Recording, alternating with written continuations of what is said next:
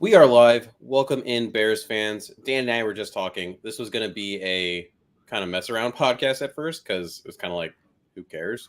I didn't really, who cares what Nathan Peterman is going to do against Aaron Rodgers and the Packers? And we're just kind of biding our time. And then some news broke today, and we need to be on top of that. So this is a real podcast again, and we're back. Danny's here. Danny Meehan, back in action after being out a couple weeks. How you doing, Danny? I'm good, Mason. How about yourself? As we talked about a little earlier, tired, always tired, Yeah. just in a different state of that.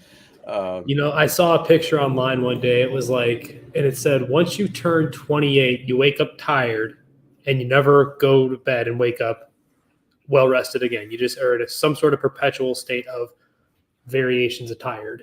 And I feel like nothing is more true than that. That literally couldn't be more true. And that's one of those things. I think you start going through life, especially like maybe when you're in high school and stuff, and you're thinking, is it just me? Like, am I the only one that feels like this? And then you realize everyone is just in various stages of tired. Yeah. And then you have that one day where you sleep 10 hours on the weekend and you're like, I feel like I wasted my whole day and I'm still tired. That's the thing. I always feel, are you a napper? Do you take naps? I'm really not a big napper. Are you? No, I've never woken up. If I have, it's been an accident. And I've never woken up from one feeling good. No, I mean, every so often, like, especially after I get home from work, I do a 24-hour shift, as I've told you before.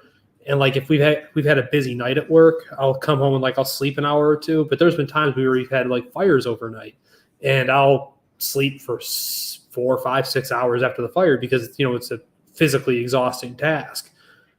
And it doesn't change how I feel. It's just like, oh, my body needed to just rest kind of thing. No, I totally get that. You just needed to throw a couple bits and pieces of actually being a human being back into yourself, and it's like, oh, my glass is still a fourth full at best. It's not that much better. I'm still in low power mode. Well, we got a bit of a show to do, like we talked about at the top here. It's actually an interesting week now. All of a sudden, we'll get to that. First, looking at the Jets game, Danny, what was your knee-jerk reaction to that debacle that was the Jets game? That Miguel Blanco is for real, friend. I'm sorry, Mike White. So that's a joke a bunch of friends of mine had years ago when Henry Blanco was the Cubs catcher. We called him Hank White, just reverse his name into the English version. And now we have Mike White, and he's Miguel Blanco, which is Mike White in Spanish. Makes no sense. I always just kind of found it humorous. Wait, that's a different section. Oh, damn it. God, you ruined it. Ruined the whole bit. But, I mean, it was that. And, God, when you're missing your couple good contributors on defense, like, for instance, Jaquan Brisker, it goes from awful to egregiously awful, where it's just like there's no players on this defense that you want to talk about that are really on there, except maybe Jack Sanborn, who's an undrafted rookie. And he's making tackles 12 yards downfield, which what good does that do you at the end of the day? Well, you're absolutely right. I mean, it's hard to really tell what Mike White is. When you look back to last year when he got some starts, he actually did really well. Yeah, he had some nice moments last year. Yeah, and so is it, how much of it is Mike White is just a solid quarterback and how much of it is the Bears defense is utterly atrocious? You can have both of those things be true, of course. I mean, the Bears defense is a whole other conversation, not just regarding the lack of... Oh, they're going to be historically bad this year. Oh, yeah, lack of the guys, right? There's not a bunch of great players in this team, but then there's a question mark of what's Alan Williams doing? Is he doing what he should be doing as a defensive coordinator? Can you make a cake with bad ingredients? That's a whole deep conversation for another time. But yeah, I mean, I like Mike White. Chicken salad if you have no chicken. I picked him up in fantasy. I have him as a backup now, just in case. Yay. Yeah. I don't even know what to do if you're a Jets fan. You're just hoping for this summer that you can get a trade going. Well, I think I even tweeted it out when I saw the benching happen mid last week. You can't go back ever. I don't think all these other people are talking about like, oh yeah, let Zach Wilson have the summer. You can never go back to him. I don't think. No way. No, it was like when they initially benched Trubisky for the Bears in favor of Nick Foles during that Indianapolis game. Short of injury, you cannot go back. You lose the locker room. I mean, even before, I mean, one of the reasons he got benched was he already had lost the locker room, but even more so, right? You just get that leadership sapped from you. Funny enough, I was watching Any Given Sunday yesterday. I don't know why I threw it on Netflix. And there's that whole scene with Al Pacino talking to Jamie Foxx about how, like, you are the quarterback, you're special, all that jazz. And, like, you're just held to a different standard, all these things. And it's like, it's true. Like, so yeah, you can be a crazy diva wide receiver and be in and out of the lineup constantly, and it's not a big deal. You can't do that when you're the quarterback. No, you're too important. My knee-jerk reaction is that MetLife Stadium needs to be burned to the ground. It is... Yeah. And this isn't the only game that there's been multiple injuries, things of that nature. And obviously, I'm very sensitive to that thought process as a physical therapist. Just, it's an issue. Turf as a whole is an issue, but specifically with MetLife, how throughout the years, this year, previous ones, there's just been so many injuries that have occurred there. And a lot of this can be negated. We talk about how terrible Soldier Field is, and it is. Don't get me wrong, that turf, that grass is not great. But there is an inherent difference when you talk about grass versus turf. A good example of this, I'm going to pull this up real quick. This was the Eagles-Packers game. Funny enough, we're just talking here. And so if we watch what happens during this play, make sure there's no sound here. I'm going to mute that. During this play, I mean, injury right there to the that was right. Is grass you fly out from underneath you, and so his leg didn't get caught, and his career didn't end there. That you don't get that with turf. You don't have that much give. You don't have the ability to avoid Eddie Jackson. Darnell Mooney was more of a football, just sucking kind of. Schofield also had an injury. Obviously, Claypool got hurt in that game too. I mean, it was a litany of issues. Yeah, especially for all the complaining I've done about, you trade this top 40 pick for Chase Claypool, and he hasn't done remotely anything. He actually had a nice game. I mean, granted, it's like, whatever. It's a bunch of it was the polar opposite of what it was with Fields, right? With Claypool, where they weren't targeting him at all for some strange reason. And it was like kind of with Trevor Siemian, we're just going to loft it up there because I got nothing else is like give the big guy a chance to make the play. And it worked once for a big game. It's funny because that actually does lead me to my to be perfectly honest, so I might as well throw it out there. That for mine there is a middle ground between risks and like risks taken in the windows that Justin tends to throw versus what Trevor Siemian did. Trevor Siemian gave his wide receivers a chance at times. So there's a couple of those throws that was like, hey, go get it, do what you can do. That happened with Claypool, that happened with Pringle. There are a couple different instances. On the other hand, he threw some hospital balls out there. Like there were some of those throws. Because he can't make anything happen up with his legs. Exactly. And there were some of those throws where it was like, hey, I think the second one was a Pringle. And it was like, all right, good luck, have fun. And Pringle almost died. So, Justin. And Pringle had the dead. Justin, sometimes perfection is the enemy of good. I feel like he's looking for that perfect throw, doesn't want to turn the ball over, doesn't want to put his receivers in a bad spot. So let me run this idea by you, Mason. Let me run this by. Is it possible he doesn't recognize what NFL Open is because he doesn't have anyone that's even remotely NFL Open besides Darnell Mooney when he's healthy? Like even Chase Claypool does not create separation. He's a big, strong, fast guy, but he's not short area quick to get open. I think that's a part of it. I think I keep doing a plug for him, but JT O'Sullivan with the QB School does great breakdowns regarding a bunch of games, and Justin's one of them. There are a couple of times where he highlights, hey, look, this is NFL Open. But I think more to your point, sometimes it's almost a surprise where it's like, oh, right. Wait, that was open. Oh, wait, now it's closed. Like you can't anticipate when you've never been able to learn to anticipate. And you know what? If I'm going to be all things being equal, I'm going to have to say that fade ball in the back of the end zone, like, yeah, Claypool made a great play down the right sideline to make a great grab for an underthrown ball from Siemian. On that fade ball, that was a good ball to Chase Claypool. I know that you could have made the argument Sauce Gardner had some incidental contact that should have been called as pass interference. Don't care. Catch the ball. For a guy that big, that strong, that fast, at a certain point, like, where's the body control? Like, it feels like every other big dude like this on every other team has body control, and he just doesn't sometimes. And this has been an issue throughout his career where he's a 50-50. He should be a 50-50 receiver, and too often it doesn't feel like he's going to win that 50-50. Yeah, I think it's another instance right there of two things can be true at once, right?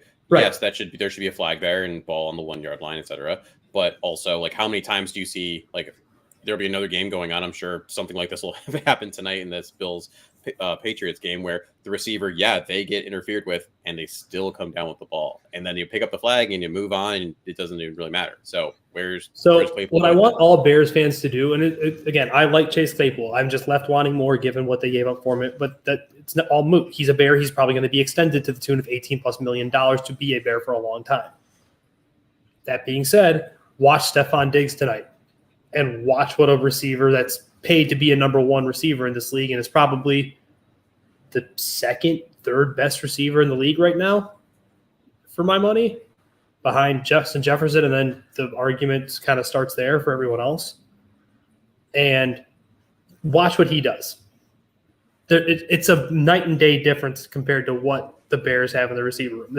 Sorry, I'm not meaning to get on a tangent, but it's just like those things pop up in my brain, and I'm like, you see it, and you see the capital, and you see the number he's going to get money-wise on the contract this coming offseason more than likely, and you're just like, that's it. Well, that's the thing, right? You're going to be, not you, but the colloquial you, are going to be annoyed when Chase Claypool or gets X amount of money, and you're like, why is he getting paid that much? And then a year or 2 years is going to go down the road, and you're going to be like, well, because that's just the going rate of receivers. Well, yeah, I'm not mad at a guy making his money. But it's just like the amount of money is always going to look kind of funky right in the moment you make that deal. Oh, right, because you're trying to cut and get ahead of the market for when the cap raises down the line. Right. And I mean, we can do a whole pod. We'll save that for an off-season show or something. For sure. So wait, we're still on yours. So what is your, to be perfectly honest? That running game misses Khalil Herbert in the worst way. Yeah, it does. Like, I love David Montgomery. I'll forever love David Montgomery. But there's a factor that you just don't get from Treston Ebner, or even for as good as Darrington Evans looked in spurts last weekend. There's a respect that's garnered from Khalil Herbert when he's back there, and from Justin Fields, who's back there and part of the running game. And I think Herbert is just missed in a way that it's like – so David Montgomery makes a lot of special things look easy with his body control, contact balance, his feet. Khalil Herbert is no nonsense. It's drive that foot in the ground, get upfield, and go, right? And he's fast. Like, I don't think I think a lot of people think he's faster than he actually is. And I think more so what that is just decisiveness. It's decisive then to top speed and go. Well, he's faster than Monty for sure, too. Oh, Monty's not fast at all by NFL running back comparison. Obviously, if he lined up against me, he'd smoke me. But, I have to preface that because the amount of times you see that, like, on Twitter, he's not fast, I bet he'd beat you in a race. Well, yeah, he's a professional damn athlete who also happens to have Wolverine blood in him. There's fast and there's NFL fast. Right. So my thing is like, I think they desperately missed, not Montgomery, but Herbert more than I thought they would upon his going out.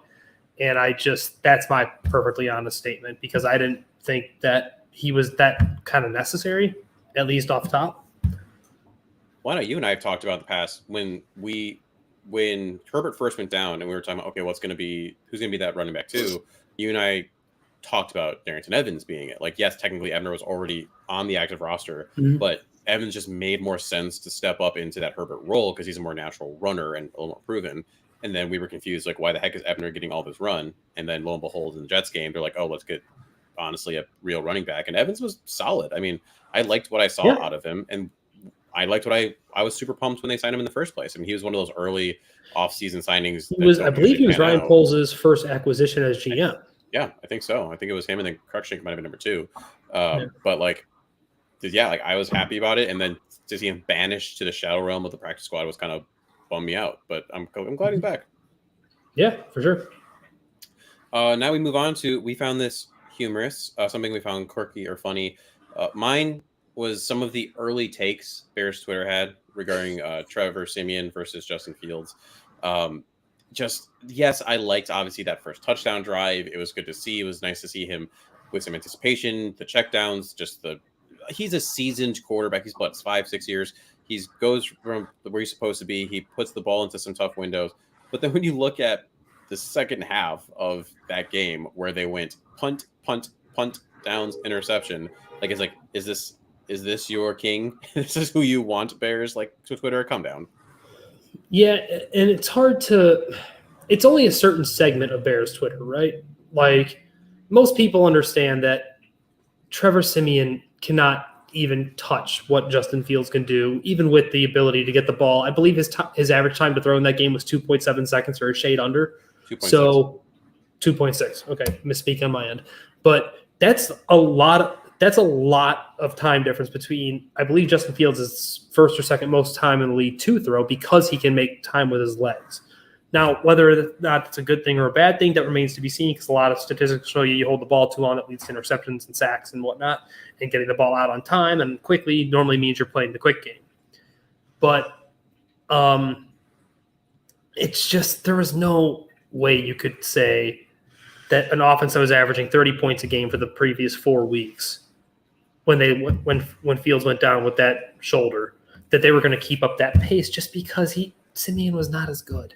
He's never going to be as good. He's a viable backup quarterback. He's not even Mike White, truth be told. But he's a professional. That's so rough to say, like, you're not even Mike White. But what else? Am I being wrong here? Am I like? No, you're not. He's the guy who's going to be. What's good? Why am I breaking on his name right now? He was on the Bears, and he's been a backup forever, and he has like $1 trillion being a backup. Mm-hmm. Who am I talking about? Chase Daniel. Thank you, Chase Daniel. Like, he's going to be a Chase Daniel. He's going to be the guy who just is a backup on teams over and over and over again. He's a solid guy in the QB room because he is smart and studies his film, and he'll be a great mentor. But he's, step in and win you maybe a game or two if your starter goes down. But that's it. That's all he is, and there's nothing wrong with that. I wish I was a backup quarterback in the NFL. That's like one of the best gigs ever. Chase Daniel's a Hall of Fame at the bank. Like he's made so much money for playing hardly any football in his professional career, and that's fine. That's a great gig if you can get it. Oh God, Tyler Bray mentioned in the chat. Awesome. Yeah, right. What is Tyler Bray doing? Selling cars. Oh, might be. He might be a graduate assistant somewhere at some college. Let's take a quick Google while you change topics with us. Well, do you want to do your humorous first?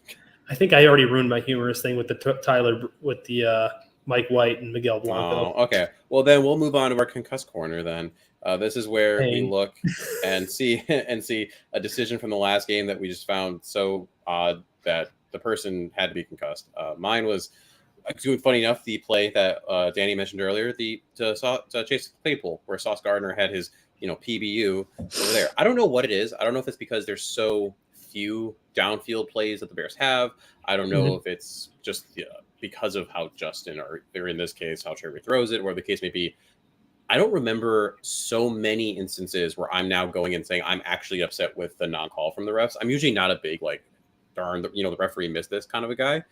I just feel like maybe it's because the offense has been so lacking in that passing game. But there's been a lot of those instances this year, I feel like, compared to what I've felt and seen in other years.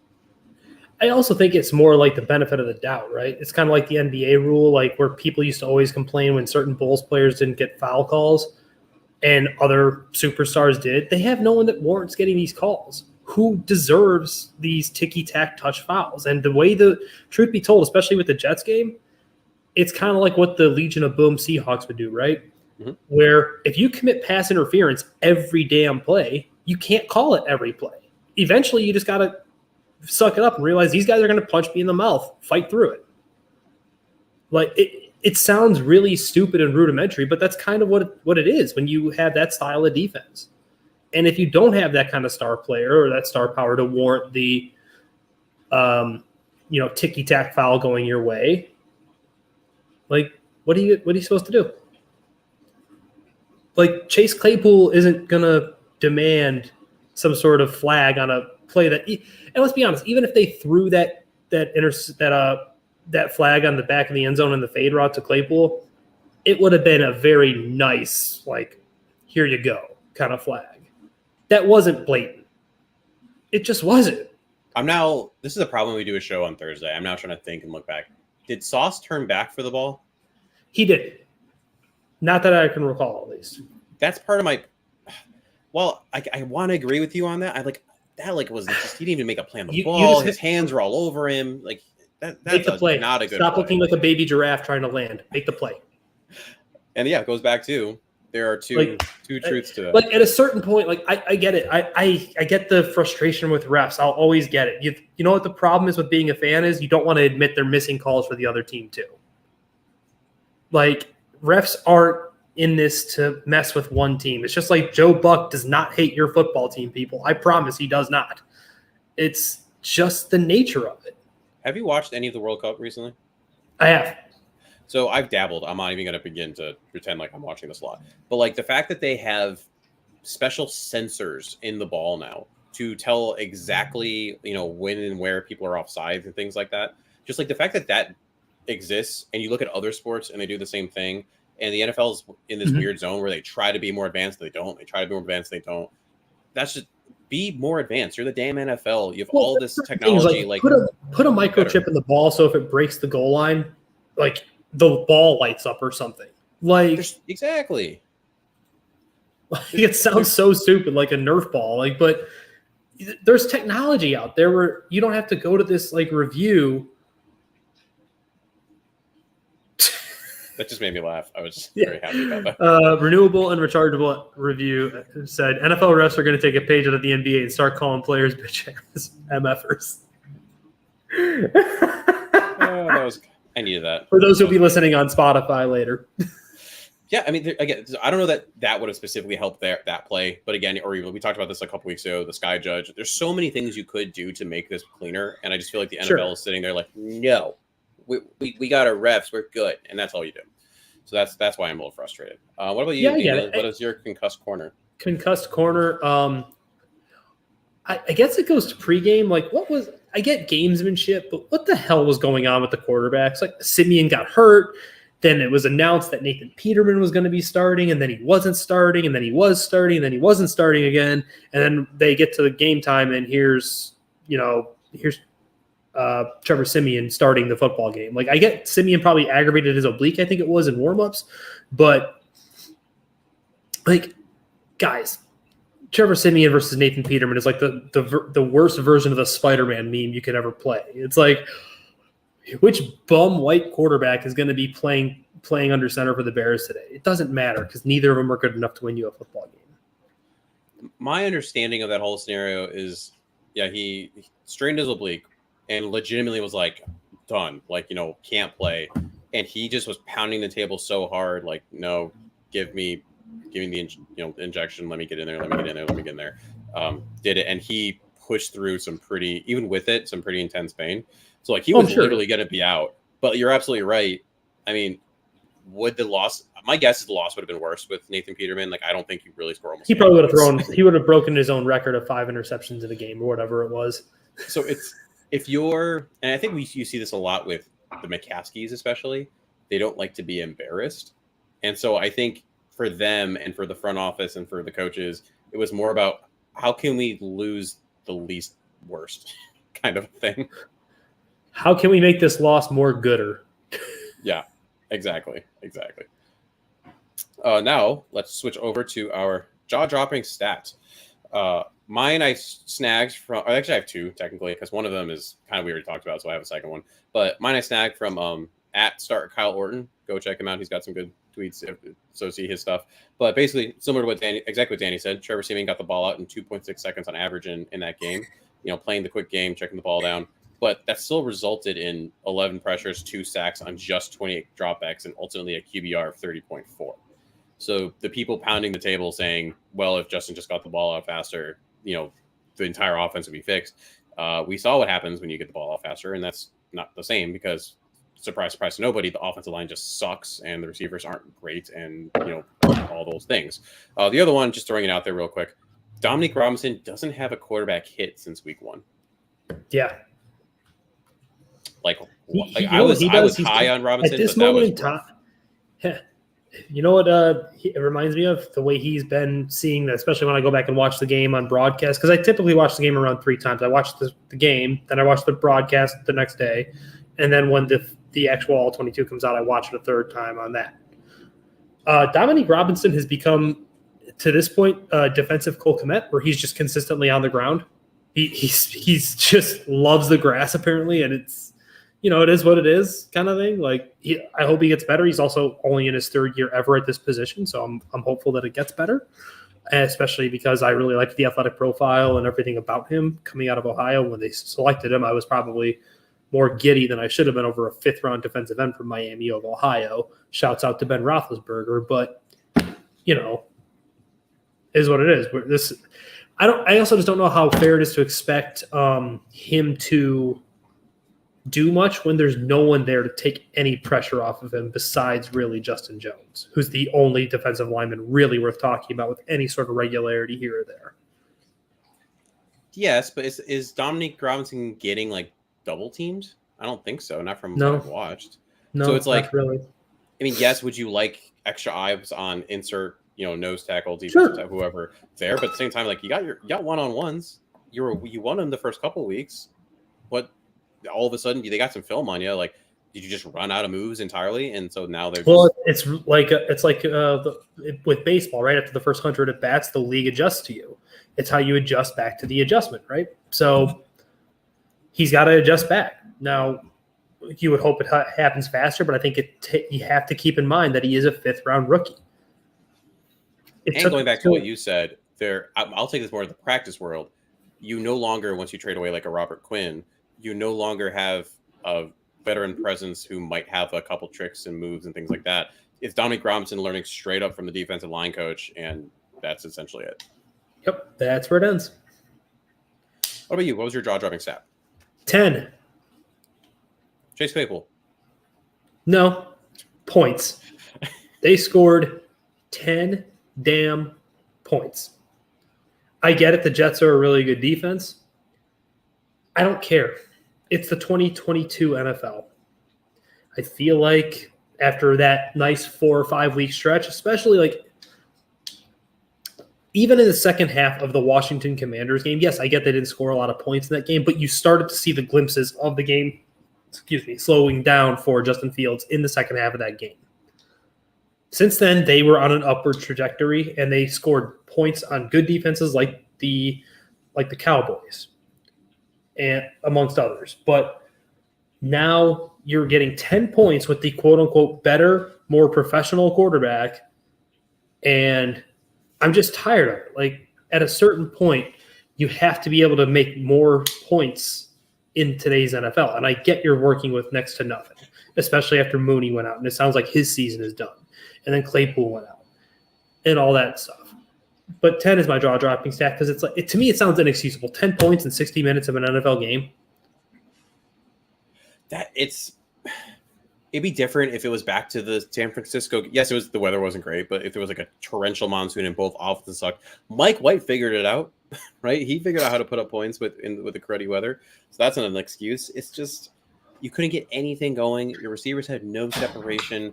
Near the second half, the Jets D-line started getting a lot more pressure. It was just bad all around. Yeah.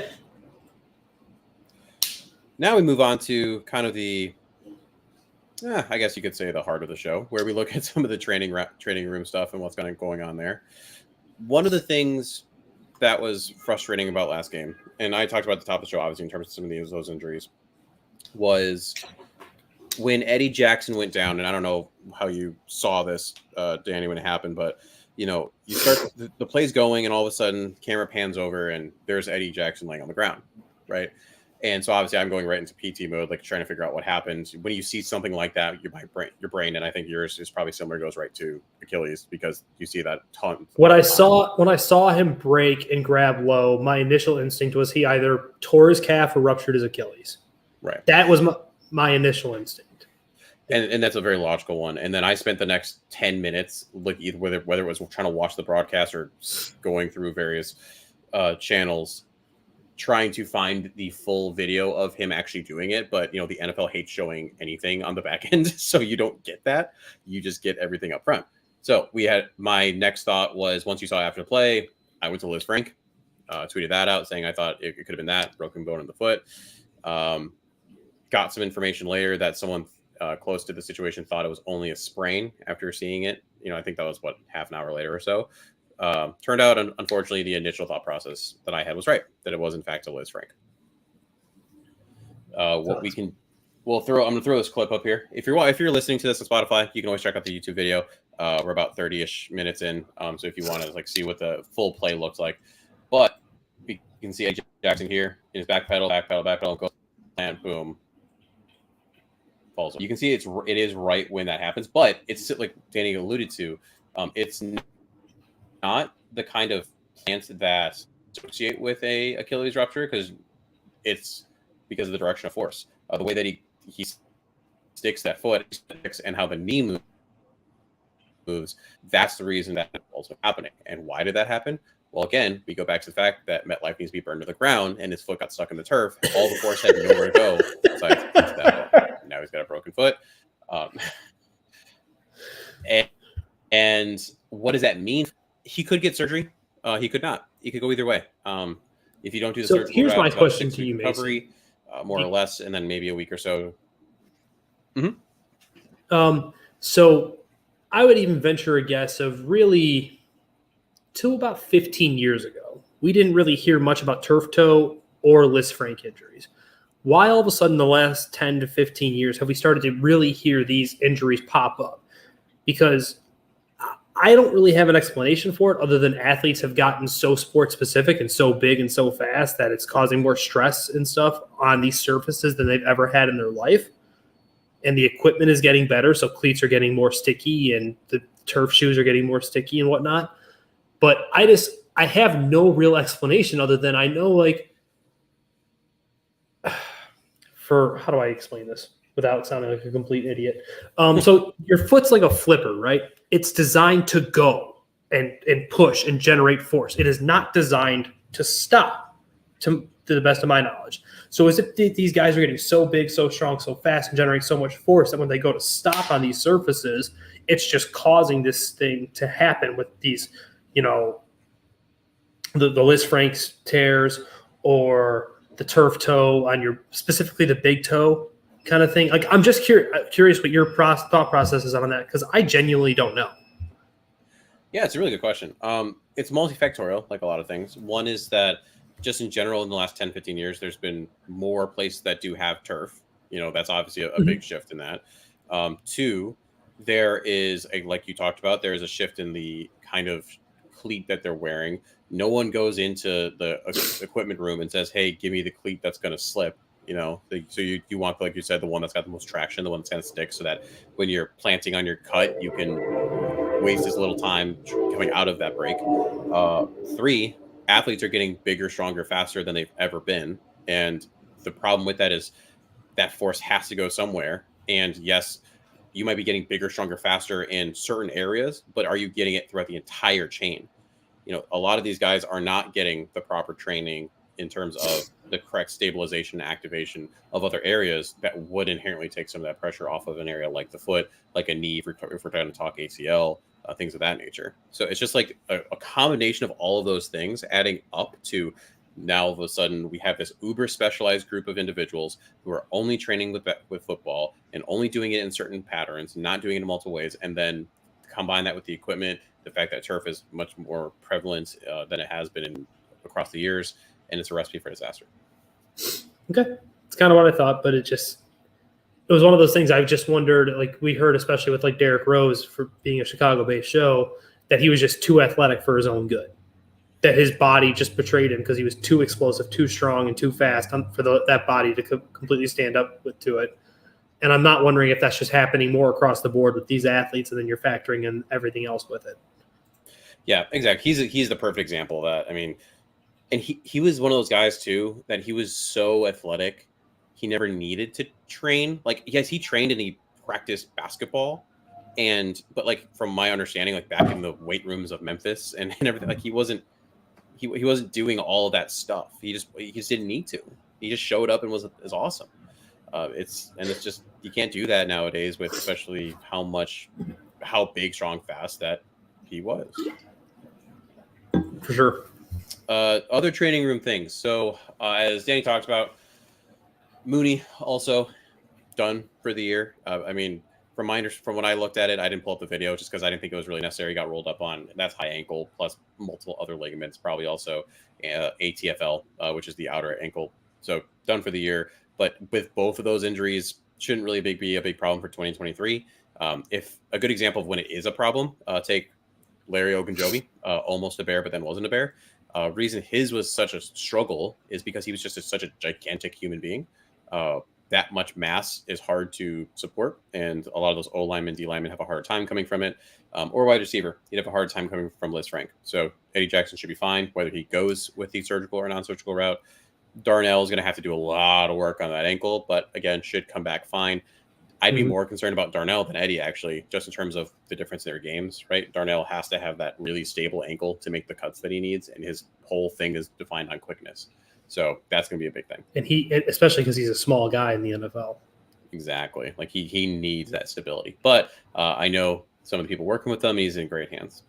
Let's turn to the general injury report. And this is kind of different. This is kind of different for the Bears, right? Because there was a while where there was almost no one on here, and now everyone's on here. Yeah. Do you want to just take it from the top of Larry Borum? Who cares? Well, it's more. The reason I said that is because Riley Reef is probably done. Yeah, they're probably not playing him this week, and that leaves your swing tackle Larry Borum is not playing this week with that ankle and knee. Not that that's a huge loss. And then you go down to let's jump to the set of young secondary players with Jaquan Brisker and Kyler Gordon. Both suffered concussions a couple weeks ago. Sounds like Brisker could play. It's not. It's like more of a coin flip, but I'm not sure. I haven't heard much on Kyler Gordon. But yeah, both are obviously, as you can see on the screen, or what we're telling you if you're listening to the podcast. Thanks for tuning in. Both haven't participated the last couple of days. From my understanding, Jaquan's a little further ahead than Kyler Gordon is, but we do need to see something. I mean, and we've seen this a good amount, even at just like Bears and another team. Like if you go back to the Packers game, I believe it might have been Runyon. He was didn't participate all week, limited participant on Friday, and then all of a sudden was able to play in the game on Sunday. They had no problem. So if Jaquan can get limited on Friday, he can play.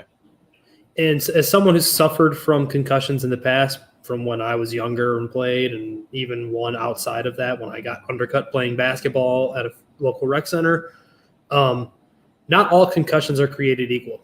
Correct. You can have certain sensitivities like sight sensitivity, which is a pretty common one because of your ocular nerves that are connected back to the brain. But you could have audio sensitivity. You could have sensitivities that lead to stomach and not being able to hold down food or water. Like, you can have different levels of this. Like, I know everyone just hears concussion. They all want to put it into this, like, just this bucket. Like, oh, a concussion is a concussion. That's just not how it is. Because technically, and correct me if I'm wrong, Mason, the term getting your bell rung. When you played in high school, you got a good hit to the head. You got your bell rung. You shook out the cobwebs, as it were. And it's like, all right, kid, get back in there. So that was probably a concussion, right? It doesn't necessarily have to knock you out or clean your memory of the game to be a concussion. Yeah, and exactly. That's kind of like something it's always been like a kind of a sticking point or a soapbox area for me, because I just think everyone is so like just quick to say, oh, well, look at Matt Stafford. He had a concussion, missed a week, came back, played, got a concussion, and now he's missing more time. It wasn't the same concussion. It was two separate ones, and this one just happens to be worse. Right, exactly. And it's like any other injury, really, where it's going to be across the spectrum. You could have a little sprained ankle where you keep playing the game, you play the next week, you didn't even think you had one. You could have a really bad sprained ankle where you're done for multiple weeks. Same thing with concussion. You listed all those symptoms. I mean, there's other ones, too, that, also are going to be very inhibitive, like headache, You talked about the nausea already. There's going to be eye and vision changes, dizziness, vertigo, 2 different things. By the way, don't lump those 2 together, please. That's a pet peeve of mine when people do that. And then mood. You could have mood changes, right? You could things like that. Yep. So that's all of those things are really tough, and it could also lead to aches throughout your body. That's a fun one, right? And you could have hand-eye coordination deficits. You could have, like you said, you could have effects on actually how the muscles themselves work. Muscles are kind of like dimmer switches.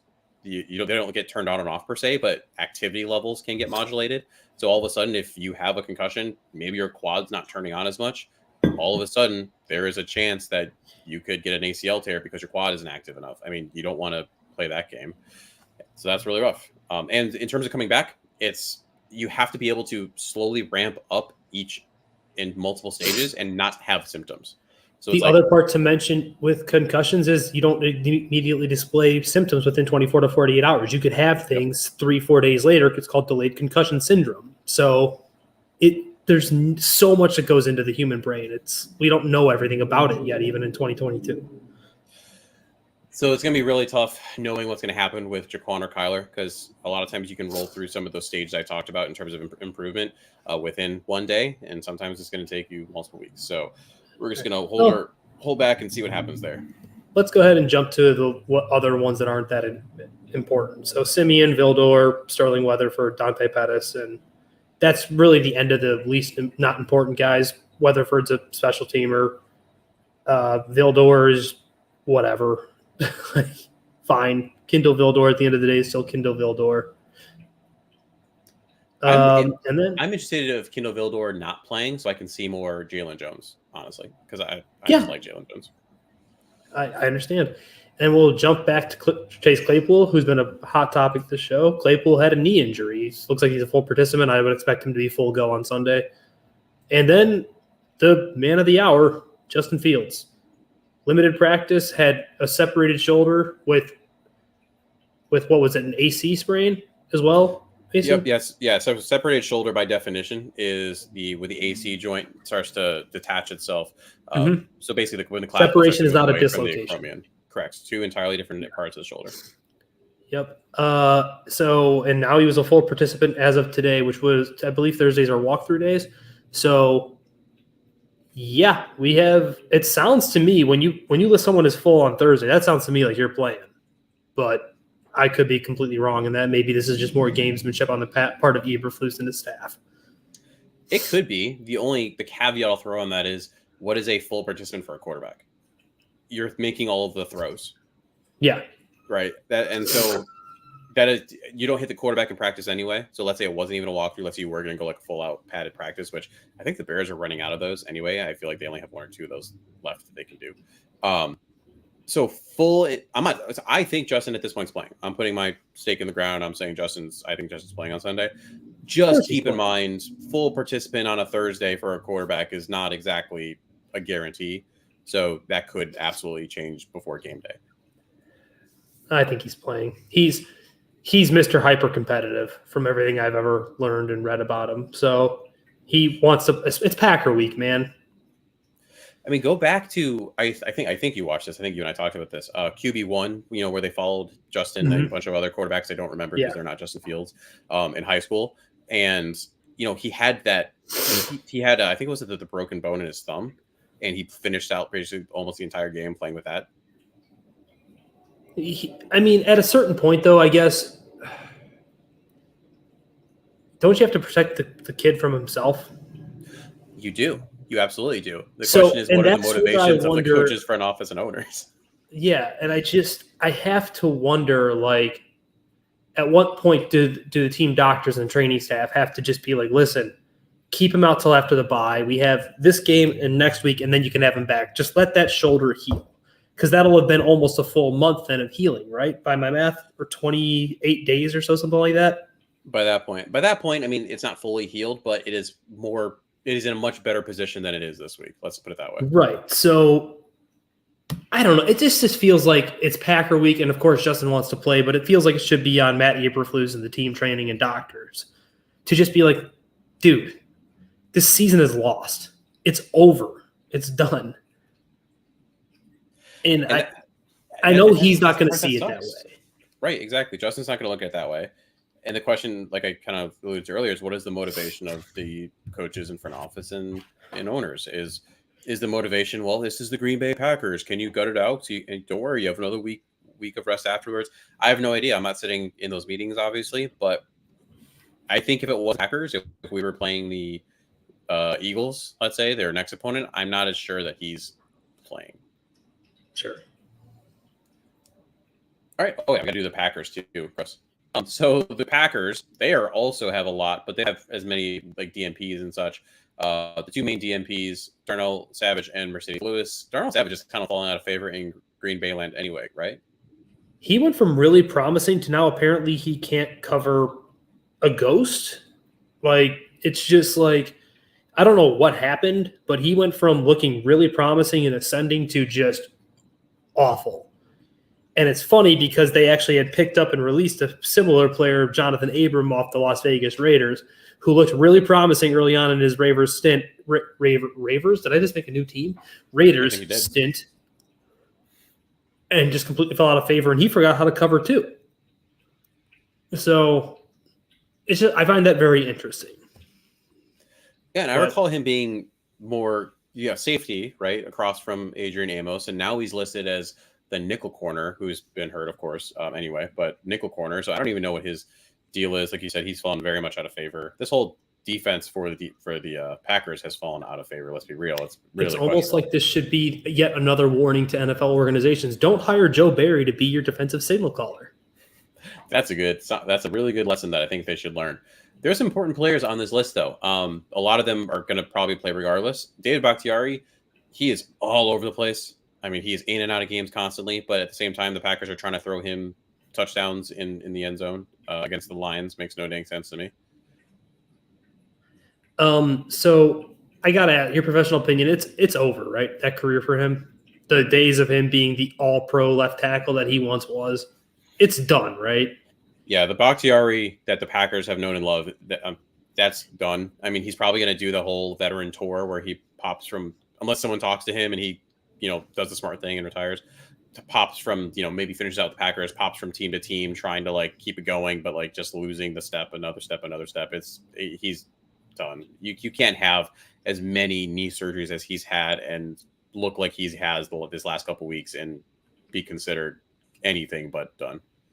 Another big one, it looks like he was DNP the first day, and now he's limited again, is the other offensive tackle, Elgton Jenkins. That's future Bear Elgton Jenkins, mind you. Oh, man. I can't think today. Today's been a long day, guys. I'm sorry. My main guy that I want is actually, I'm pulling up Josh Nijman. There we go. I like him. I want Nijman. I like Nijman. I just want the better player. I think Nijman's great. Nijman's restricted. So that really comes down to Nijman's restricted. But that's again, show for later in the offseason. Another day. A couple other plays are very important. A.J. Dillon, we got to see what happens there. Limited. I didn't know he could hurt those quads, the size of them. When you're that big, essentially you don't really hurt them. You just hurt the gravitational field around them. There's a difference. Oh, God. There's a bunch. It's just there's not a lot to go off of here, to be completely honest. But yeah, Elgton Jenkins, one of the biggest ones. Aaron Jones is on this list. We know Aaron Rodgers is playing. Don't even pay attention to that. I would mainly for this Green Bay list tune in tomorrow on T Formation. We're gonna have a little more clarity on some of these, because when you have like all these limiteds, it's like that probably means they're playing. That's to be honest. Well, I guess now that we've gotten to the injury report, do we want to take a quick little break here? That we will, and we'll be back in a bit.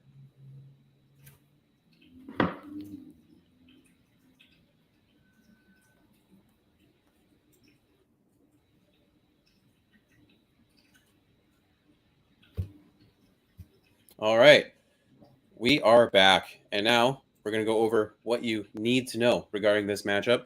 We're going to look at a bunch of different things and try to figure out who's going to come out on top here. When you look at this matchup, there's a lot of things going on here.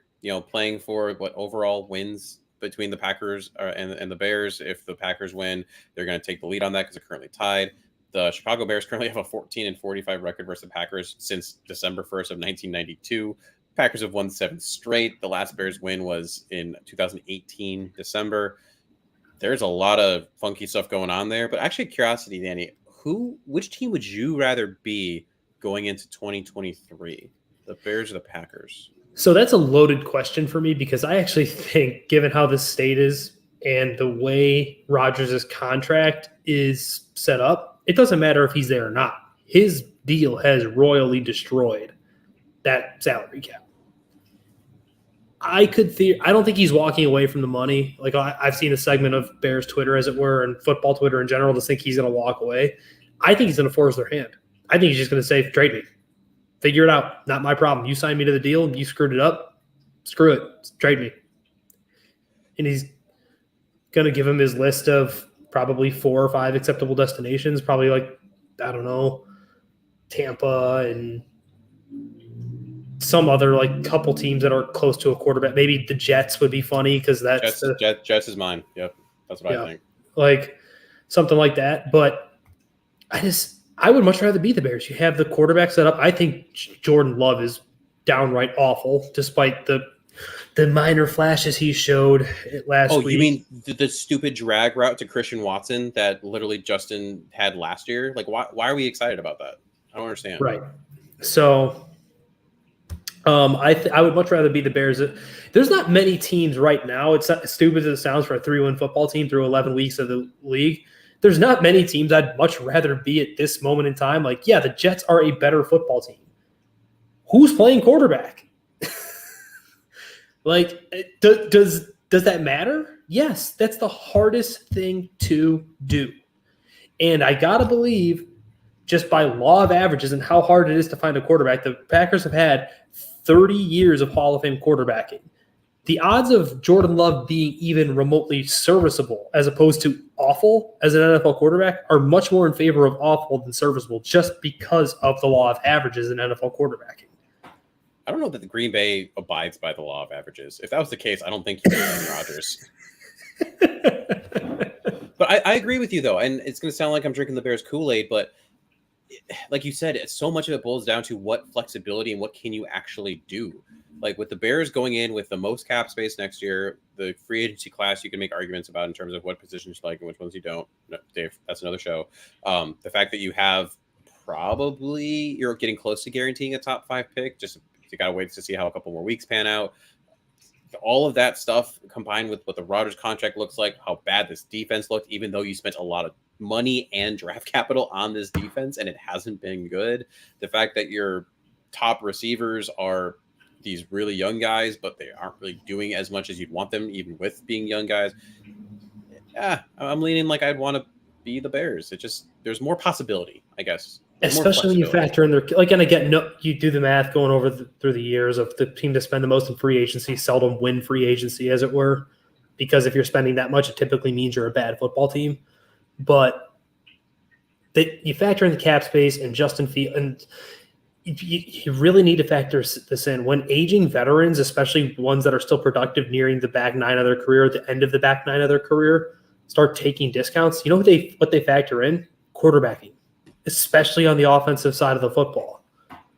That's how the I was about to say the New York Jets for some strange reason, but that's how Tom Brady and the Buccaneers got so many of these guys to just come there because they took less money to go play with Tom.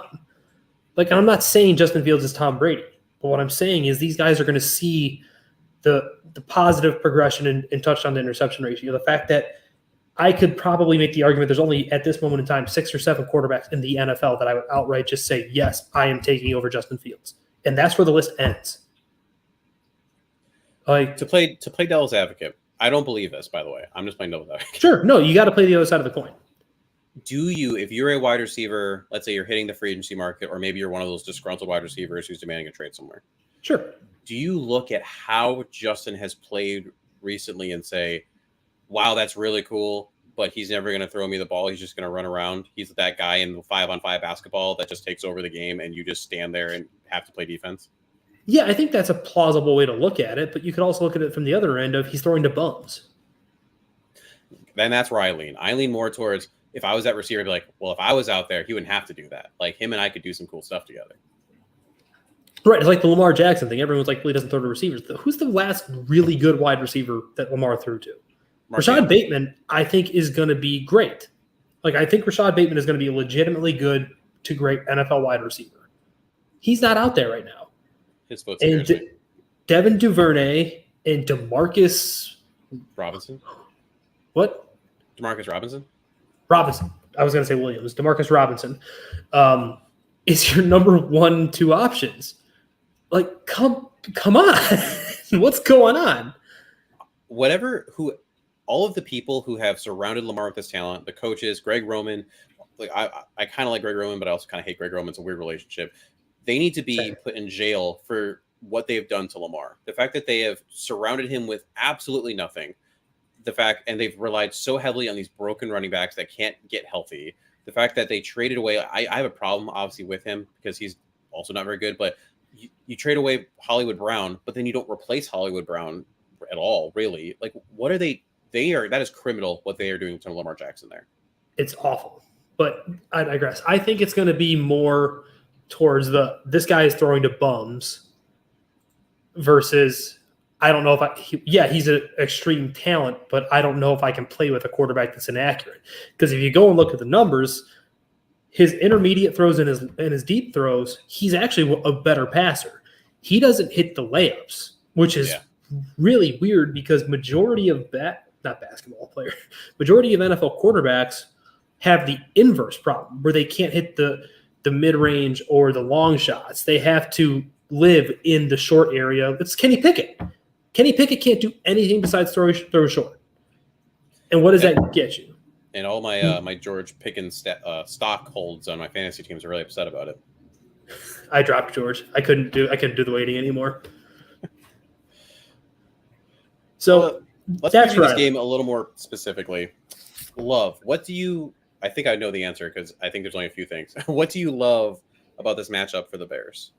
What do I love about this matchup? The fact that I think the defense is awful, and if the running game gets back to even 80% of what it was when Fields was here a couple weeks ago, they should be able to put up points in a good amount of rushing yards on this Green Bay defense.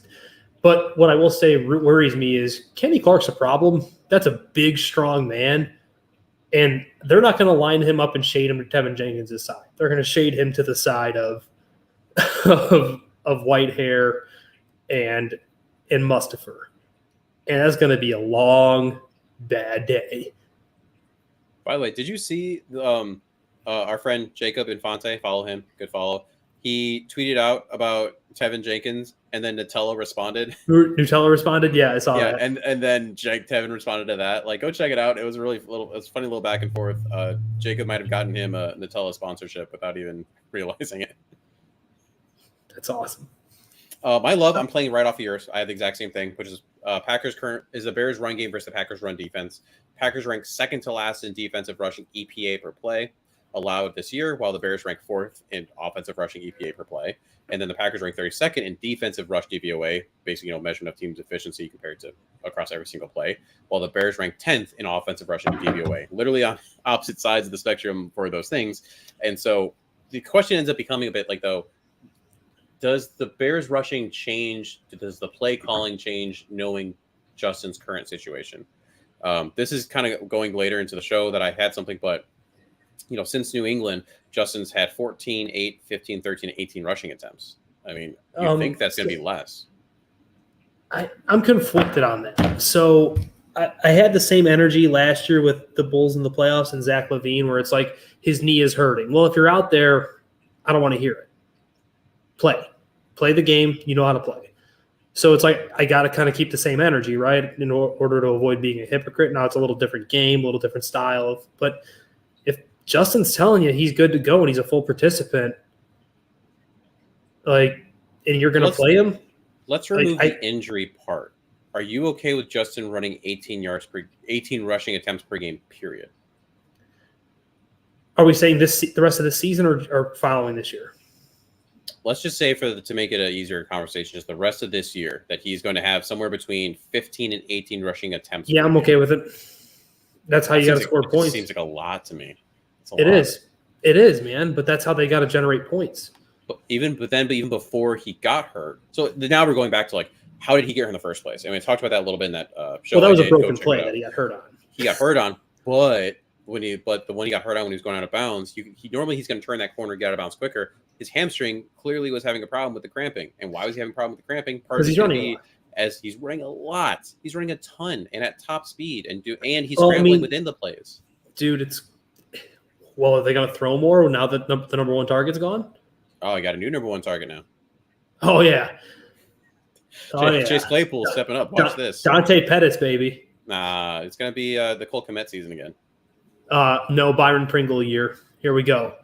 I think there's a sweet spot. The long story of that is I just think I think there's a sweet spot 15 too, to 18 but is too much. It is too much, but you almost have to be okay with it.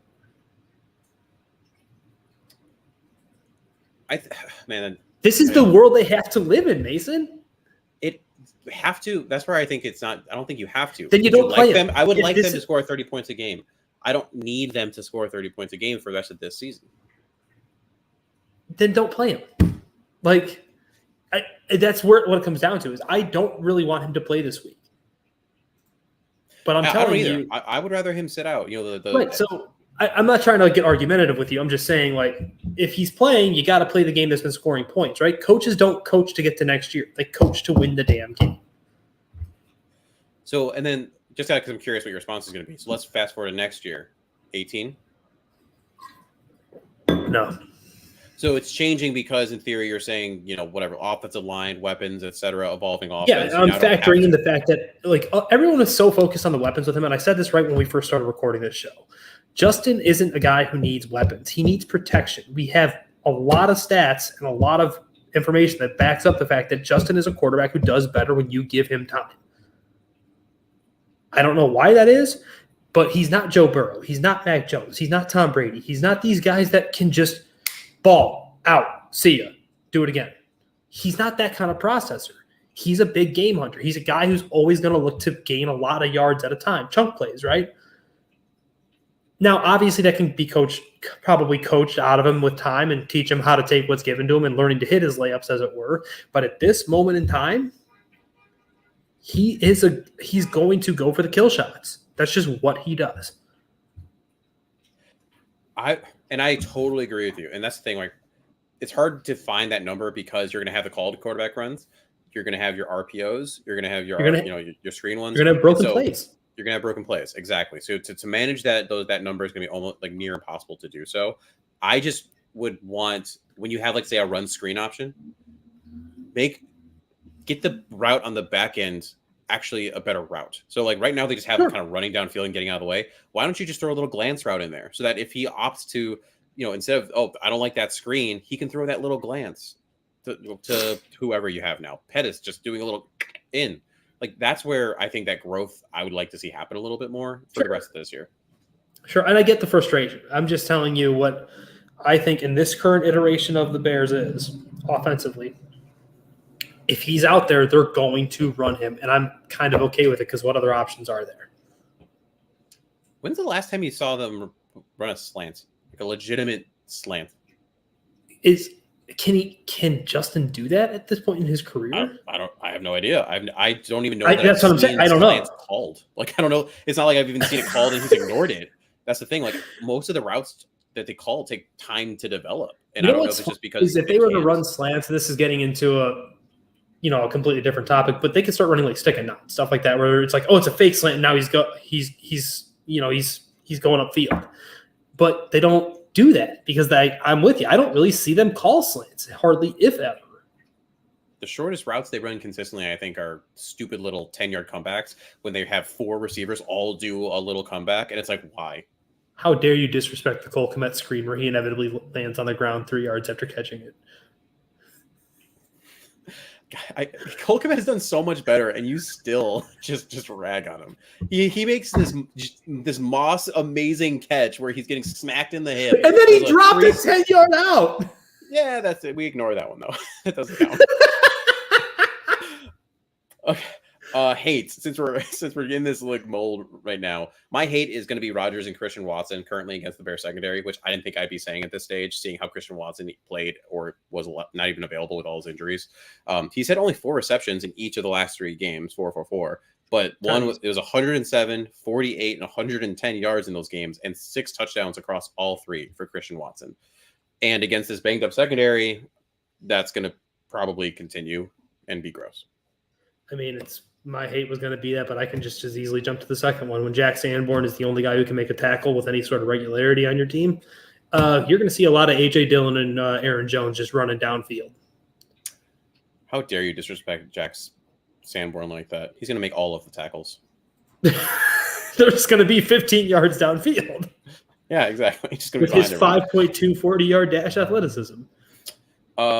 My rehabilitate is going to be passing explosive plays, which is going to be very difficult without Darnell Mooney, obviously. But you know what? I go YOLO at this point. You know, I'm okay with on 3rd and 10, just try to do like the deep ball. I'm okay with trying to hit that deep dig. Let's get some more of the pass explosive plays going. Use this as practice for next year. I want to see some of that at this point in time. You could also do it you have some players who could do it. You could do it with the Dante Pettis. Maybe N'Keal Harry finally is alive again, and you can get him doing something interesting downfield. I have no idea. Yeah. My rehabilitate is actually going to be the offensive line again, because this is just my brand apparently at this point, rehab the offensive line. It sounds like we're finally going to see Alex Leatherwood. I'm still curious as to how far recovered he is from mono upon getting here back in September, because I know he's a big man, and what you have to factor in, big people tend to take a little bit longer to recover from things like mononucleosis and bronchitis and things, specifically things like within the respiratory area, because their hearts and their bodies just have to work harder to feed oxygen to, the rest of the body. But I'm curious to see what he looks like at right tackle. I genuinely wonder, because there are people who know a lot more about offensive line play than myself, that genuinely believe he could be a starting right tackle in this league, like Duke Manyweather and Mitchell Schwartz. That's also a very fair point, Derek. Some people never fully come back from mono and feel the same again. But I'm interested to see what he looks like, especially next to Tevin Jenkins, because Tevin is your best offensive lineman. He actually had, despite how bad the line as a whole has been, he's been very good. Yes, he has. He's probably going to a Pro Bowl, at least as an alternate. That's how good he's been this year on his own. He better. He's been killing it. But you put him next to who's a guy who's been one of the, call it, top 8-10 guards in the league, to be, kind of give it a nice round number. You might help him out and make it easy so he's not overcommitting to help your right guard. And maybe, just maybe, you found something. Yeah, I can't forget that Tevin Jenkins is also spending most of his time trying to help Sam Musfer figure out where he is on the play. I'm going to keep my comments to myself on that one. Let's move on to our X factor for the Bears. Funny enough, mine is balance of using Justin's legs but not putting him in harm's way. I agree. If you're out there, you have to be able to play. One of the little side bit for PT, there's this test you do for people coming back from lower extremity injuries, especially ACL. Basically, you're scoring their kinesiophobia. How scared are they of movements and being involved in that? You can't play scared if you're Justin. You have to be able to play full out, because that's how you get more injured and have something bad occur. Same thing for the playbook. You can't just all of a sudden squeeze down your playbook just because you're trying to protect those things. So I do agree with what you were saying earlier. If he's going to play, you need to let him run. I just think it needs to be in a controlled thought process of when you're calling it, knowing that there's going to be opportunities that he just does because he's Justin Fields and he's going to do it anyway. Sure. And I totally understand that. X factor for the Bears. Jeez. It's kind of got to be Chase Claypool, right? Like, you have no one else to throw to. Cole Kmet doesn't have the ability physically to just make things happen at any given time the way Claypool would. And a close second, believe it or not, would probably be Darrington Evans, just because in the running game he has an explosive side to him that the other running backs just don't have trust. And I don't trust to run the football, even though he is fast. He just hasn't earned any sort of trust, I don't think, to be like, hey, this guy is going to be a good running back. Plus, his pass protection is not great. His vision's been suspect. There's a lot of things going on there. And, I mean, X Factor is what it is. I don't expect them to win this game. In fact, I expect quite the opposite. I think they might get blown out again. What about for the Packers? What's your X Factor? Aaron Rodgers. This defense is Swiss cheese, to put it nicely. Kyler Gordon's probably not going to play again. And even though Kyler's been bad, I feel like, especially over the last couple of weeks, we've seen him, especially in run support and in the screen game, come up and make some big plays and show some growth. He's got to get better in coverage, but just it's the same thing like with football, with like a jump shooter in basketball or a quarterback who needs to start hitting his layups. Like you got to see some good stuff happen in order to have the confidence grow and do other things. Like I think it's so easy to forget that these players. Sorry, John Deltalia. So Ebner's 8 yards on 6 carries doesn't get you going for a running back. No, not even a little bit. Shockingly, I know, but I mean, Christian Watson's playing. It sounds like Romeo Dobbs is going to be back. Randall Cobb, I think, is still playing. And then the running backs are just going to make this life hell for them, especially in the passing game, because both Aaron Jones and A.J. Dillon can catch passes out of the backfield. Mine for me is just going to be the Packers tackling. It's when you go back and watch them play, they just don't. It's like no one wants to really tackle on that team, and it's usually the last person's like, oh, I guess I'll do it so we don't give up a touchdown. I don't know. I just feel like this is going to be like probably a higher scoring game. A lot of and it really is going to boil down to, well, how well can the Packers make the Bears do those sustained drives? Because they're not going to get those, like we talked about earlier, explosive pass plays. The only way that's going to happen is if you miss tackles. So ultimately, if they can get that set, they'll have this game wrapped up. Yep. Offensive player of the game, mine's going to be your X Factor, which is going to be Chase Claypool. This is also the honorary not Justin Fields category, because it could every week be Justin Fields if you're going for the Bears slant to it. But I think Chase is going to have to grow up fast. He's going to have to play the majority of snaps, and he's going to have to be a primary target. Sure. My offensive player of the game, rather, is probably going to be Aaron Rodgers again, just because I think the bad man is coming to do bad things to them. You heard it here first. Danny is officially a Packers fan. And defensive player of the game, I'm going to go with Jack Sanborn. And I'm going to say that just because I think the Packers are still going to run the ball. You are just Mr. Are you going to pick the Bears to win too, you jerk? No, I just have a hard time picking. I'm telling you, right, I'm giving it away. I'm not going to pick the Bears. They've taught me this year to just stop picking them. I'm picking Jack just because, A, I have a hard time picking a Packer. B, I think he's going to be that player that you keep seeing him. He keeps showing up. He's in your defensively, you don't have a lot of options left for the Bears, so that's kind of process. I totally agree with that. If I'm going to go with the Bears, I'll probably double down with you on Jack Sanborn, but I got to give you a Packer just because I think he's going to make life hell, because he always does. Kenny Clark is just an absolute problem. He's one of the best interior linemen in the league on the defensive side of the ball, and that's just not a good place to live in with this offensive line right now at the moment. I think you're going to see a lot of big Kenny Clark in that backfield, making life very, very hard for the Bears. I think you're probably right. King of the North, this is our MVP. I'm going to keep it simple and keep it short. Justin Fields. Even with the issues he's had, even with the week off, I think you're going to leave that game thinking he is the best football player leaving that field. You know what? I've been very Packer-centric. I'll join you in that. Yay! He's back to a Bears fan. Okay. Over unders. We're going to throw a couple at Danny, see what he thinks. Over under 50 rushing yards. Was that Mario? Yes. Sidebar. What are you thinking about for like the new Mario movie coming out? Are you pissed about the voice selection or no? No.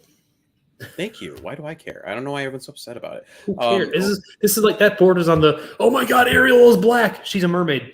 Who cares? Oh God, our society is weird. Yes, over under 50 rushing yards for Justin Fields.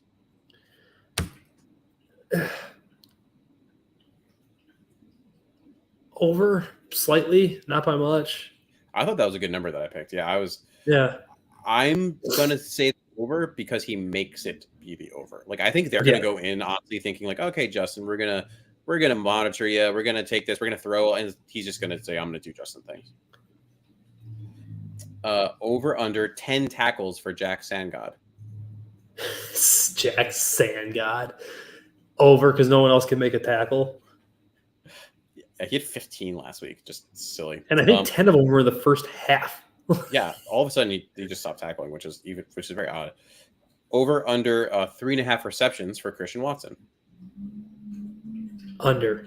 No, over. We're gonna go over. That's a low number for a guy that's caught 4+ balls each of the last 3 weeks, right? Yeah, 3 weeks in a row, 4 receptions on the dot. Over under 0.5 graphics showing a list of Bears quarterbacks during the time that Rodgers has been quarterback. Oh, over. We're gonna get that in pregame. I was gonna say like that's almost a lock in a game like this. Over under 8.5 rushing attempts for Darrington Evans. Under. I think they're gonna see a lot. You're gonna see a lot of split time after Montgomery between Evans and Treston Ebner because they're gonna just try to mix it up. And then we have over under 2.5 touchdowns for Aaron Rodgers. I'm going to say under, and he's going to get exactly 2 because they're going to have a lot. They're going to have some rushing touchdowns too between the 2 backs. That's totally also. Is it me or does it feel like Aaron Rodgers has like a rushing touchdown every time he plays the Bears? Honestly, yes. It could also just be the fact that most recent one where he ran into the end zone and he was yelling, and he screams, "I own you." Yeah, that might be burned into my brain, but yeah, I feel like he just always there's like a 10-yard scramble for a touchdown every dang time they play. Yeah. All right, moving on. Bear down or fudge packing it in. This is where we're going to go through a list of players comparing a Packer and a Bear, and Danny's going to pick which one he would take on a certain scenario. Changes every week. This scenario is to win you a Super Bowl. So you would have this player on your Super Bowl team. All right, Super Bowl run. Here we go. It's going to be a lot of cheese. David Montgomery or Aaron Jones? Jones. Khalil Herbert or AJ Dillon? I think Dillon's more well-rounded, so AJ Dillon. Cole Kmet or Robert Tonyan? Kmet. I'm pretty sure he said Tonyan last time they played. So look at that growth. Yeah, growth. Sam Mustipher or Josh Myers? God, Myers. I was gonna say, why'd you take that long? Braxton Jones or David Bakhtiari? At this moment in time, Braxton Jones. I don't trust Bakhtiari to play. Riley Reef or Yash Nyman? Yash Nyman. And then Yash Nyman or Larry Borum, just to double down. Yash Nyman. We're also not taking injuries in account here. Just they're super healthy. Darnell Mooney, Romeo Dobbs. Mooney over Dobbs. Chase Claypool or Christian Watson? Watson, probably. Just because of what? I mean, to me they kind of just seem like the Spider-Man meme in a way. Like I know I reference that meme a lot, but it's so applicable in so many situations of comparing 2 guys.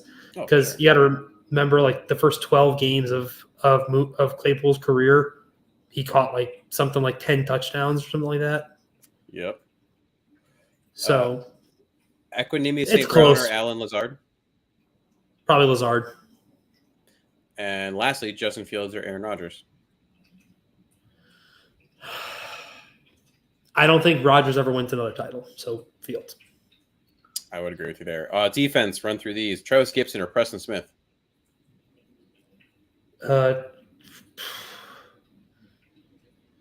Travis Gibson, I guess, just based on upside. I think Preston's nearing the end of his career. Dominique Robinson or Devontae Wyatt? Wyatt. Justin Jones, Kenny Clark? Kenny Clark. Oh, my God. Running away. Jack Sanborn, Quay Walker? Ooh, Quay. Jalen Johnson or Jair Alexander? Oh, Jair. He's the second best corner in the league, and that's only because the guy in LA exists. Jaquan Brisker or Adrian Amos? Jaquan Brisker. Kyler Gordon, Rasul Douglas? Rasul's got a better body of work, so Rasul. Kindle Vildor, Darnell Savage.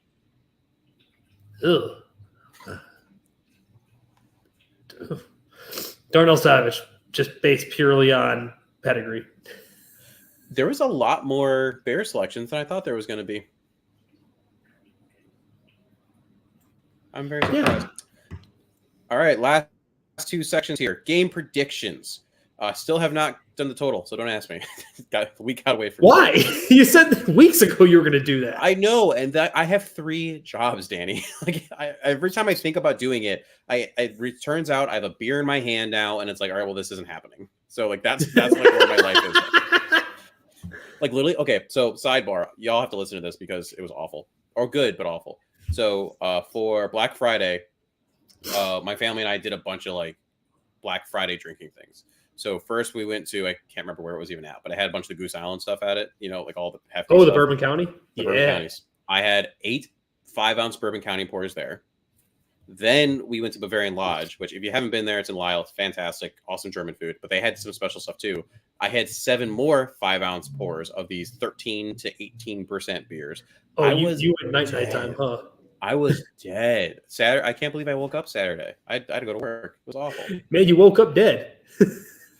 Yeah, if anyone wants to get me a Christmas present, either barrel-aged beer or the giant hat that Brian Robinson had after his game, one of those 2 things. Go ahead. Goofy. It was awesome. There we go. I got to throw this up real quick. By Derek Reeves. Mason, I'll be interested to see who your new co-host is now that Danny's canceled himself by picking against Sanborn. Yeah, I got to start a list. First interview question. What is your thought process on the Sand God? Your thoughts on Chicago's favorite son, Jack Sandgod? So we got Packers at Bears. Packers are favored by 4 points. A little lower than I thought it would be. It? Yeah, who are you taking? It makes it a harder choice. No. Easy choice, Packers, and they're going to fucking win by like 20. I'm still going to pick the Packers against the spread. I don't think it's going to be by 20. I think it's going to be less than. No, I'm being obviously facetious when I say I think it's going to be Packers 34, Bears 28. That's fair. I guess. Whatever. I'm not going to crucify you for having them win by a touchdown. Thursday night game. Buffalo at New England. Buffalo is favored by 4. I like Buffalo to win and cover their spread. So. Oh, yeah, me too. New England's falling apart. I don't know what they're doing over there. I know what they're doing over there. They have terrible people calling plays, first of all. That's not helping anybody. Is it Zappy Hour yet? It is. I don't think it's Zappy Hour quite yet. Did you hear the whole thing? I don't know how legitimate that is about Tom Brady potentially going back to New England. Yeah, whatever, dude. Can you imagine though? That'd be a cool awesome. Storyline. I would love for that to happen. I'm gonna next one because again I just find it interesting. Browns at Texans. It should be Deshaun Watson's first game. Browns are a 7-point favorite. I think Browns win and they'll probably cover. That Houston Texans thing is spiraling out of control. The Texans are straight doo-doo. The whoever, I can't remember who's in charge there, hired Lovie Smith is an ass for putting Lovie in that position.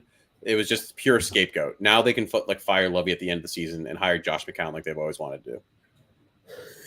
And hire Josh McCown like they've always dreamed of. I'm saying it here. Watch, Josh McCown is going to be the Texans head coach next year. We got Titans. It's going to be Matt Patricia due to ties to Jack Easterby, who's now gone. Oh my God. Titans at Eagles. Bears will play the Eagles after the bye. Eagles are favored by 5.5. I think the Eagles actually win and cover pretty handily. So I know there's a lot of talk about how the Titans make life hard on the running game. Go look at the running teams they've played. They haven't faced something like Jalen Hurts yet, who's a big part of that running game. And Jalen Hurts, in case you missed the Monday night game last week against the Packers, he's still on an MVP trail. That guy is playing pissed off, and it's awesome. I'm actually going to go Oppo. I'm taking Titans. It's pretty much really? For the reasons you said. I just think that Mike Vrabel is such a underestimated head coach. His team is always not good, but he makes them good in a way. He just takes a bunch of people who aren't great and makes them into something solid. They always make life difficult for the other team, that defense especially. If you can make the game dirty a bit and you have Derrick Henry who can just do Derrick Henry things, I'll take the Titans. I think the Eagles are going to get really frustrated by not being able to do what they normally do. I don't blame you, but we have a show rule: fade Mason. I actually see now. I definitely have to get all this stuff because I'm pretty sure I'm winning currently in the standings. You probably I say that with are. no information You whatsoever. probably are. Like, whatever. Ooh, here's another. John throwing out there: Titans push the Chiefs to overtime. John's in my corner. I like it as he agrees that the Titans are going to figure out how to beat the Eagles. And last one. This one is interesting for draft purposes. Seattle at Rams. Seattle's favored by 7.5. Say 7.5. I think the Rams lose, but they keep it closer than that. 7.5 is a big number for betting purposes, and scoring across the league is still down. So I think they'll keep it close. They're gonna. Oh God, I'm saying that acting like Aaron Donald's playing. God, Seahawks win, but yeah, the Rams cover somehow. I'll take Seattle. More so, Aaron Donald being out. They're still starting Perkins. I think. I don't think Stafford's back. So they're just not going to be able to move the ball very well. Cam Akers still doesn't run well. Cooper Kupp being out. I mean, they just don't have anything there. Versus Geno Smith is just still slinging it. DK Metcalf's playing well. Tyler Lockett is scoring touchdowns as needed. I'll give me Seattle. Last section. Coccyx and Bull story. One offense and one defensive. Bold prediction. I'm going to keep mine simple. A. Chase Claypool gets his first touchdown and Bears with the Bears on a 35-yard touchdown reception. And on defense, no Bears defender gets hurt this game to a point where they cannot finish the game. Ooh, interesting. Right. Very bold for this Bears defense. Very bold. Let's see. Jalen Johnson gets a pick again for the first time in ages. For what feels like ages. And then we're going to go offensively. Let's go weird. Darrington Evans scores a touchdown for some strange damn reason. God, I hope not. My Monty shares need touchdowns, but that'd be cool though. I'd be about it. Evans touchdown in all reality. Bold defensive prediction from John. Bears get a defensive stop. That's quite bold. Too bold for this show. Dan, let me ask you one question to leave on. Sure. Finish this sentence. Jalen Johnson is a top blank cornerback in this league. Ooh. 18? Honestly, I was going to say like top 20, top 25, top 20. I feel like 18 is fair because we've seen him play out of his mind. My issue with him is always going to be his health. He's been hurt every year of his career. And up until this season, he always seems to start the year hot, and then he slowly regresses as the year goes on when he plays. So I'm not sure if that's injury related or what the issue is, but I think he's a really good football player, and I think they'll do well to extend him, especially because he's on the younger side. But I just worry about guys, especially corners with chronic shoulder issues, because that's not just going to stop overnight. Yeah, I just want more ball production. It doesn't have to even be picks. There's just not even a lot of like PBUs happening there. Obviously, it's tough when the rest of the secondary and the rest of the team defense isn't great because sometimes you're playing more out of position. You also bring up an interesting point in terms of his extension.